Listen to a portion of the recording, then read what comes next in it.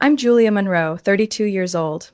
Last month, I was about to put down a deposit on my very first home, a charming, gabled house on the outskirts of Asheville, North Carolina. It was the result of 11 years of non-stop work, juggling 3 jobs, sleeping on a folding chair in a cramped studio apartment, skipping meals, out just to save. I had managed to save nearly $420,000, enough to buy the house, do some renovations, and still have an emergency cushion. But with one click on my banking app, that entire amount was gone. I froze. My account balance was down to a few $100. The transaction history showed a full wire transfer into an account under the name Franklin Monroe, my father. I didn't speak for several minutes. I didn't cry. I didn't scream. I just felt a wave of cold wash over me, like someone had poured a bucket of ice water down my spine. When I called him, his voice carried no surprise. "Thanks for your naivety," he said, flatly, like he was reporting the weather. "That money will now help Ethan build a more promising future." Ethan, my younger brother, he had just flunked out of college for the second time. You might ask, how did things get to this point? I used to ask myself the same thing, but the truth had been scattered across the 30 years I lived in the Monroe household. I had just never wanted to face it head on. I grew up in a 2-story traditional house in the suburbs of Hendersonville, serene on the outside, a machine of control on the inside. My mother, Linda, was a human resources professional at a major insurance firm. She scheduled everything: meals, homework, extracurriculars, even how long I was allowed to talk to friends on the phone. My father, Franklin, was a financial analyst. He never gave me spending money without demanding detailed logs of how it was used. I once got scolded for buying a magazine without asking. I didn't have my own room until I was 14, and even then, they'd walk in without knocking. My mother called it responsible parenting. To me, it was constant invasion. They controlled how I dressed, what I read, and who I was allowed to befriend. I wasn't allowed to attend summer camps unless they were resume building. But Ethan, he lived on a completely different planet. He was 4 years younger and treated like some kind of reward after a hard life. He had his own room at age 8, got video game consoles, expensive bikes, and was forgiven every time he broke the rules. When Ethan smashed the living room TV in a tantrum, my parents said, "Boys need space to let it out." Meanwhile, I got locked out of the house for coming home 10 minutes late.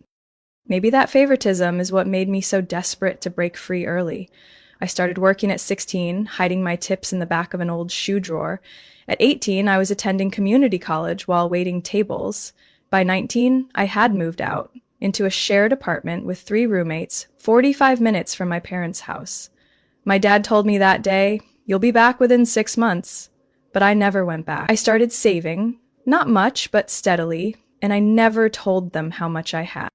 I used to think every kid was monitored by their parents like a flagged bank account. But I didn't realize until college that most of my friends could decide simple things: what to eat, what to wear, what to play, without needing a signed permission slip. In my house, every choice had to be approved. I wanted to take a ballet class? No. Too time-consuming, won't help with college. I asked to cut my hair short? Absolutely not. It's not feminine. Every time I pushed back, my mother would pull me into the dining room, where she kept a thick gray folder documenting my non-compliance, like some HR quarterly review. My mother, Linda Monroe, never raised her voice. She didn't have to. Her tone was flat, concise, and cut like a 10 p.m. email from your boss. My father, Franklin, was different. He made me feel like a bad investment he needed to cut losses on. If I got a bad grade, he'd open an Excel spreadsheet detailing every penny spent on school, then ask coldly, "Was this worth a C+?" But with Ethan, no one kept score. Ethan had everything I ever wanted. Not the material stuff, but freedom.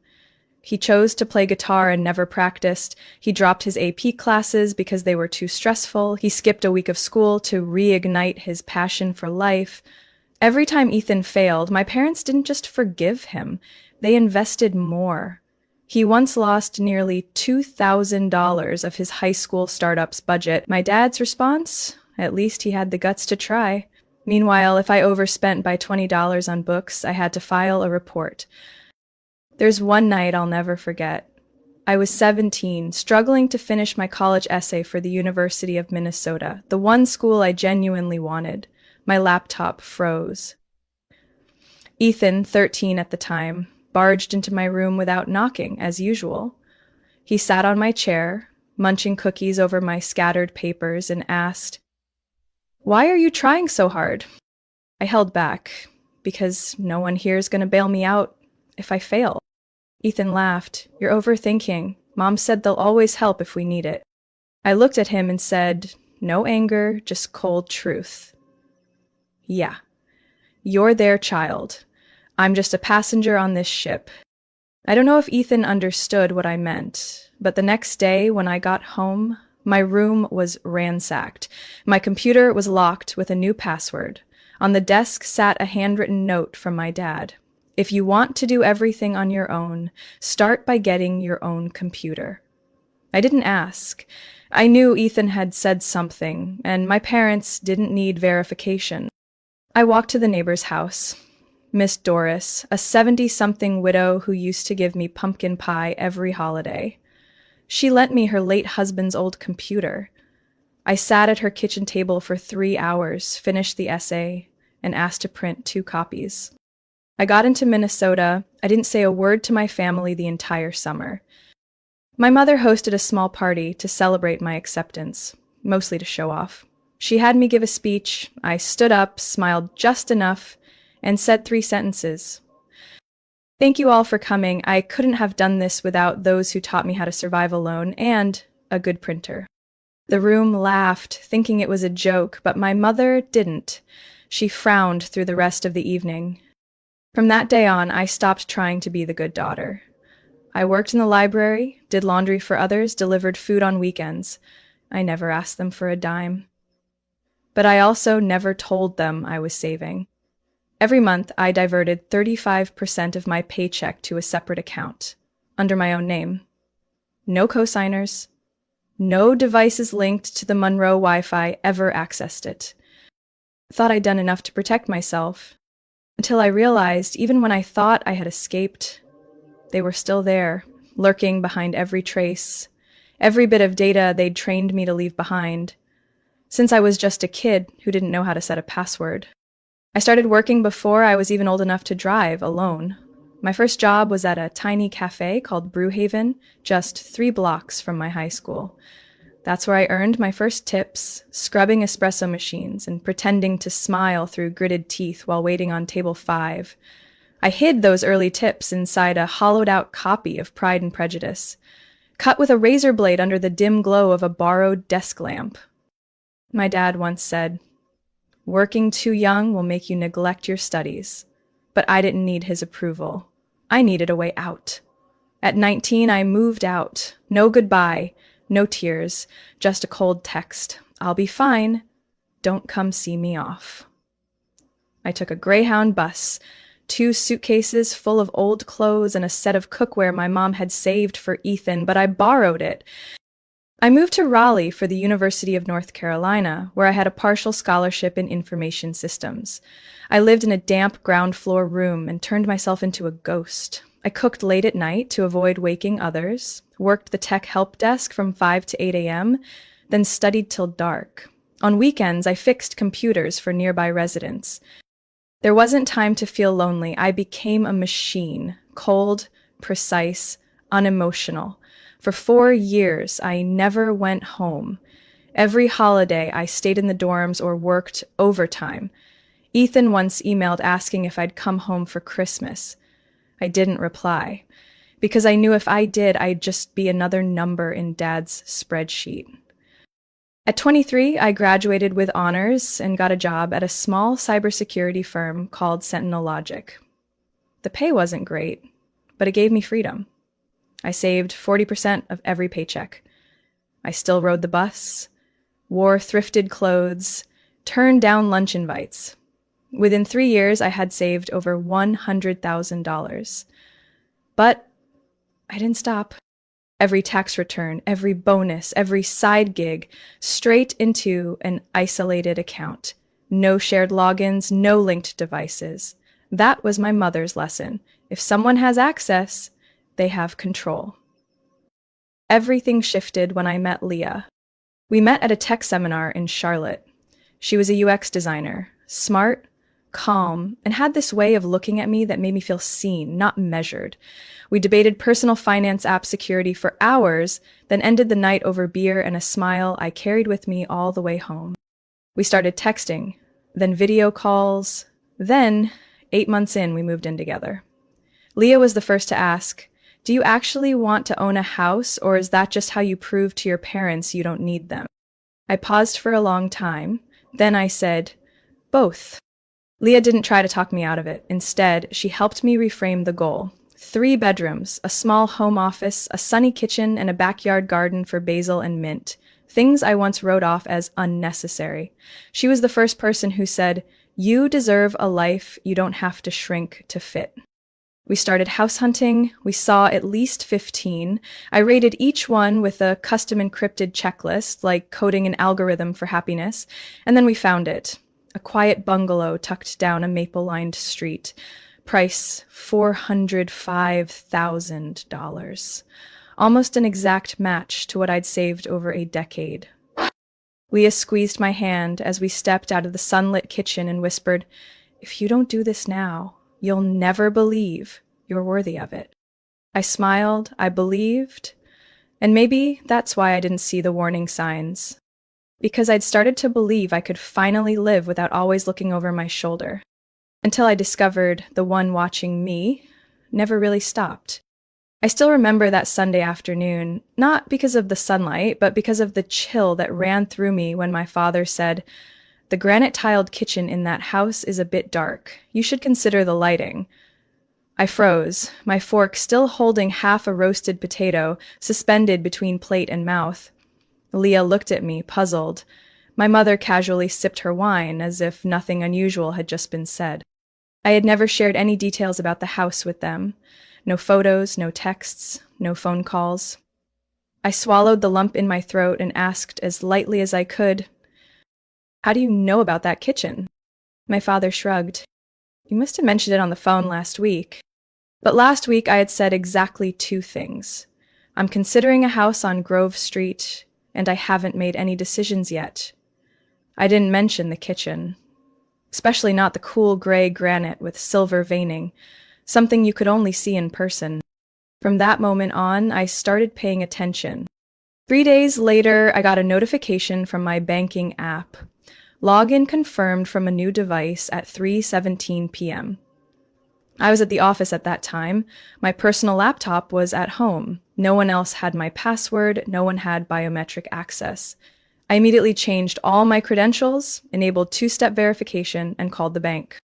"We detected a login from an IP address in Asheville," the support rep said. "It doesn't match your saved devices." I asked them to temporarily freeze my account and requested the login history for the past 30 days. They emailed me the report within the hour, and I went numb. There were signs of repeated access every 3 to 4 days, going back 6 weeks. That night, I opened my personal laptop and ran a full security scan. The basic results showed nothing, but when I used our company's specialized deep scan malware tool, everything came to light. A hidden process was running, disguised as a system monitoring tool, but when I opened the internal code, it was clear.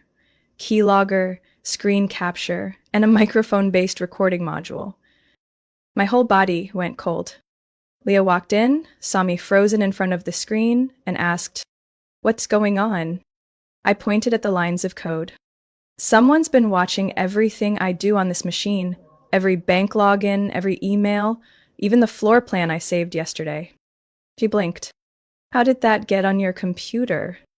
It took nearly a full minute before I remembered. 4 months ago, my laptop started lagging after an OS update. During a brief visit home, a night when I gave in after my mother begged, my dad offered to clean up the system and reinstall drivers. He took my laptop into his office for nearly 2 hours. I remember being in the garden with my mom, pulling weeds from flower beds I didn't care about. When he gave it back, the machine ran smoother. I had thanked him. I had been foolish. I immediately used Leia's laptop to log into my bank account, and my heart sank the second I saw the balance, 74 cents. I checked the transaction history, one transfer made the morning before, for the full amount of $418,263.14. Everything I'd saved over 11 years, sent to an account labeled F. Monroe Holdings. No bank created a corporate account under that name without showing me exactly who was behind it. Leia said nothing. She held me as I gasped for air, as I cried uncontrollably, as I pounded the table like a child who had just lost her mother. I nearly screamed. I was careful. I was so careful. I didn't use any home device. I didn't share any passwords. How did he do this? Leia gripped me tighter. Because you never thought he would. But Julia? He did. And we're going to get every last cent back. I held her hand. Everything around me had collapsed, but in Leia's eyes, I still had a place to start over. I stayed up all night. Leia had fallen asleep on the couch, her laptop still open, its glow casting light on the only face in the world that was still on my side. I couldn't close my eyes. In my mind, the transfer record played on repeat. F. Monroe Holdings, and that staggering number, $418,263.14. I had done everything right. I'd been financially independent since 16, never took a dime from anyone. Every dollar I saved was tracked in spreadsheets, each with a purpose. Every dream I dared to build laid on a foundation of sacrifice.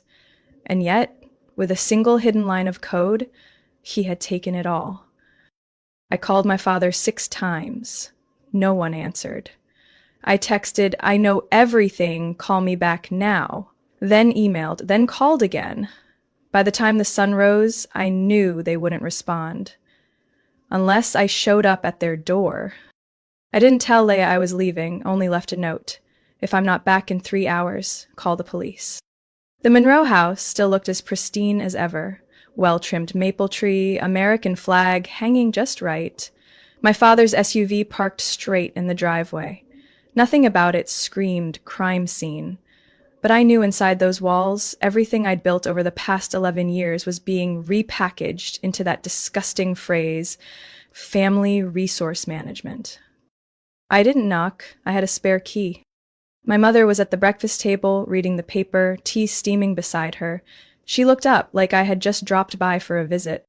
"Julia, you're up early." I cut her off. "Where's Dad?" He was in his office. When I opened the door, he was removing his reading glasses, smiling like some wise old movie dad. "You're here early." I didn't sit. I didn't breathe. "My bank account, you drained it." He tilted his head, as if waiting for me to continue. But I just stood there, waiting for any sign, shame, guilt, anything. There was none. "You're too young to understand this, Julia," he said, voice as flat as a machine. The money was used appropriately to support Ethan's foundation. I let out a laugh. Dry, hollow. You call that a purpose? Stealing from your own daughter to fund the son you spoiled into incompetence? That's your version of financial planning? My mother entered just then and quietly shut the door behind her. "Julia, lower your voice. You don't understand. We did this for the family's future." "Emily?" I clenched my fists. "You never saw me as part of the family. I was just a tool, a walking ATM. My father remained calm. "We're simply reallocating resources. Ethan was just accepted into a national startup incubator. This investment secures our long-term future. A house, Julia, it only anchors you." I stared at him. "Your daughter is an adult independent with a stable career and a real plan. Ethan is a 28-year-old man-child who's never held a job longer than 3 months. Tell me again, who's anchored?" My mother reached for my shoulder for the first time in years. "Don't see this as betrayal. Your father was only trying to protect you from a bad decision." I pushed her hand away. "You hacked my accounts. Installed spyware. Under federal law, that's a violation of privacy and financial fraud. That's not protection, it's a crime. My father folded his arms. You wouldn't dare press charges against your own parents. I looked at him for a long time. In that moment, I wasn't the 15-year-old girl who got yelled at for spending $10 on books. I was a woman with intelligence, with evidence, and with resolve. You have 48 hours to return every penny. If not, I'm going to the police, and I won't be going alone. As I turned to leave, I saw my mother trembling, not from the cold. Ethan stood at the top of the stairs, wide-eyed. Are you serious? He croaked. You don't have to answer, I said as I stepped out the door. But if you keep that money, then you're no different from them. I walked into the sunlight without looking back. I left the Monroe house with my heart pounding like a war drum, but my face gave nothing away, not because I was calm, but because I had been preparing for this moment for over 2 months. I got in the car, locked the doors, pulled out my phone, and hit send. A 37-minute audio file, my full confrontation with my parents from start to finish, uploaded directly to the emergency folder in a hidden Google Drive account Leah had helped me set up. It was also shared with my tech attorney, Mr. Terrence Roth, and a cybersecurity specialist I'd privately hired to handle the spyware on my laptop. Because my father was right about one thing, I wasn't going alone. Back home, Leah was waiting. I opened my laptop and logged into the secondary bank account, where I'd quietly moved most of my funds after spotting early red flags. The balance was intact, $351,274.33.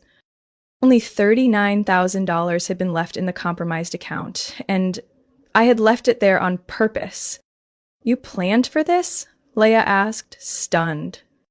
Never trusting completely, I nodded. Is the first lesson you learn growing up in a household that demands quarterly financial updates?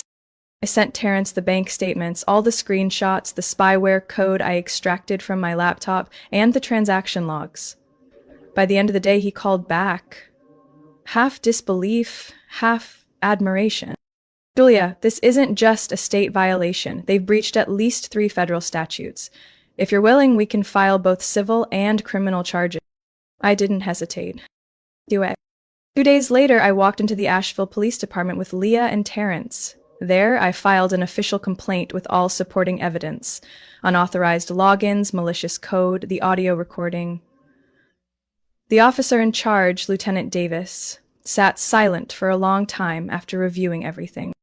He said, we see a lot of cases where kids steal from parents, but rarely the other way around.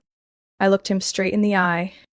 That's probably because most victims lack proof or they're used to swallowing it. I'm not. I didn't expect Ethan to show up the next day. He came to my door looking pale, gaunt, like someone fleeing the very world that had once coddled him. Are you really taking them to court? I nodded. No need to explain. I didn't know, he said. I thought it was some fund they'd set aside for me, but when I asked, Mom admitted everything. I said nothing, let him hear his own voice. I don't want a cent from them anymore, Ethan said quietly. And if you need a statement, I'll testify. I'll tell the truth. I didn't trust him immediately, but Leah glanced at me, then nodded. He's telling the truth. I thanked him, made no promises, because at this point it wasn't about Ethan anymore. It was about me. And not letting anyone rewrite my life story with well-rehearsed excuses. Within 2 weeks, the court accepted the lawsuit. My parents were served with subpoenas listing the charges: theft, violation of personal privacy, unauthorized system access, and installation of spyware without consent. They hired an expensive lawyer, triple-breasted suit, wire-rimmed glasses, voice smooth as oil. He didn't deny the spyware, but argued that it was a financial oversight measure to protect the daughter from making poor asset decisions. I almost laughed in the pre-trial room, but I didn't have to argue. I opened my laptop and played the video Leah had secretly recorded, showing me uncovering the spyware and the command lines linking my computer directly to my father's IP address at the exact moment of the bank transfer. Motionless evidence, but it said everything. The trial was scheduled for 3 months later. I knew they'd try to delay it, cloud it, distort it, But this time I had walked the full length of trust and come back with the one thing I couldn't afford to lose again, my dignity. The first hearing took place on a gray autumn morning at the Buncombe County Courthouse. I sat at the plaintiff's table beside my attorney, Deborah Klein, a sharp-eyed woman from New Jersey with a voice like a paper cutter and a stare no one held for more than 3 seconds. She was Terrence's recommendation, and within 5 minutes of our first meeting I understood why. Deborah didn't care about feeling. She cared about results. Across the aisle sat my parents, looking polished and composed beside their attorney, Andrew L. Griggs, infamous for his moral reversal tactics in family lawsuits. I'd prepared for every dirty move. Deborah opened with a single, precise line. Your Honor, this is not a family dispute. This is a series of calculated, deliberate, and unlawful actions, unauthorized surveillance, theft of personal funds, and illicit access to banking systems. Our first piece of evidence, Leah's video capturing my discovery of the spyware, complete with timestamps matching logins from my father's home IP. Next, a signed statement from the cybersecurity director at Sentinel Logic, my employer, confirming the software's non-commercial nature and high-level security threat. But the first blow that truly landed came from Dave Richards, branch manager at my former bank. On the witness stand, he carefully turned each page of his file. Miss Julia Monroe came to our office nearly 2 months ago and requested a secure transfer of her funds to another institution. She explicitly asked for full confidentiality and no digital trace. It was a legal request, executed per protocol. My father's face turned from white to ashen. He knew the narrative they had planned. Julia, being financially reckless and overreacting to parental oversight, was cracking. I took the stand next. I told the truth. No embellishment, no omissions. How I'd saved every dollar, how I was monitored without consent, and what it felt like to be robbed by the people who raised me. I didn't need to cry. My hurt lived in the silence where trust used to be. Their lawyer, as predicted, painted me as emotionally unstable, paranoid about her family, and being manipulated by her live-in partner. Deborah just smiled. If protecting your assets, planning your finances, and rejecting surveillance are symptoms of instability, maybe we need to redefine what responsible citizenship looks like. On day 2, Ethan arrived. He had already submitted his statement, but seeing him stand in court across from our parents was something I hadn't dared hope for. I never asked for money, Ethan said, his voice shaky but steady. When I found out my parents took it from my sister for me, I said no. They told me if I refused, I was betraying the family. I still refused. His voice cracked. And if I have to choose between my conscience and my parents, I choose my conscience. No rebuttal came from the defense. They knew. They just never believed I'd bring it all into the light. The hearing closed on a Tuesday morning. Judge Karen McAllister, a seasoned African-American jurist with a reputation for clarity in tech civil cases, delivered her verdict in just 40 minutes. This court finds the defendants guilty of violating personal privacy, committing theft, and evading legal accountability through the guise of moral family obligation. The defendants are ordered to repay the $39,000 taken, plus $50,000 in damages for emotional distress, financial disruption, and legal expenses. I didn't smile. I just exhaled, truly and fully. For the first time in months, no longer counting every dollar, every login, every breath. My parents didn't look at me as they left the courtroom. My mother hid behind dark sunglasses. My father adjusted his tie. But I knew what they truly lost today wasn't the money. It was the right to ever again say, "We only wanted what's best for you." 1 week after the trial, I received a bouquet at the office. No card, no message, just a printed note. "We hope you'll reconsider. Family is always family." I didn't need to see who sent it. The choice of white lilies mixed with baby's breath said it all. It was my mother's go-to arrangement when she wanted to keep appearances without lowering herself. I handed the bouquet to the receptionist. "Give it to the waiting area. Don't bring any more up." I knew they'd keep trying, emails, desk calls, mutual friends nudging me to forgive for peace of mind. But what they didn't understand, or refused to understand, was that I wasn't angry anymore. I simply no longer allowed them access to my life. I changed all my bank accounts, cut off everyone who used to relay messages between us, and moved into a new apartment on the east side of Asheville, where the morning light hit the kitchen Leah and I designed together. I wasn't in survival mode anymore, and I no longer needed to hide my money in secret accounts. Sentinel Logic, where I had been a mid-level security engineer, offered me a new position, team lead for a project focused on protecting personal digital privacy, especially in cases involving surveillance from within one's own family. That offer came just a month after I posted a detailed article about my experience on a Women in Tech forum. I didn't name anyone, but every detail was real. And it spread faster than I expected. From there, speaking requests followed. First, internal conferences in the cybersecurity field, then universities, eventually financial freedom summits for independent women. The topic never changed. Privacy begins when you stop letting family control your passwords. Once, after a talk in Raleigh, a woman in her 50s approached me, trembling. My daughter once called me controlling. I didn't understand until I heard you. Now I know why she left. I said nothing, just placed a hand on her shoulder and walked away. A part of me wanted to say, there's still time. But I also knew some wounds don't need more words. As for Ethan, he did what I never thought he'd have the courage to do. He moved out. He rented a small apartment near his business school in Charlotte, juggling studies and a part-time barista job. When I visited him that first month, he was trying to cook dinner with a pan that stuck everything. No one warned me how hard and lonely living alone would be. I smiled. Then you're doing it right. We didn't talk much about the trial.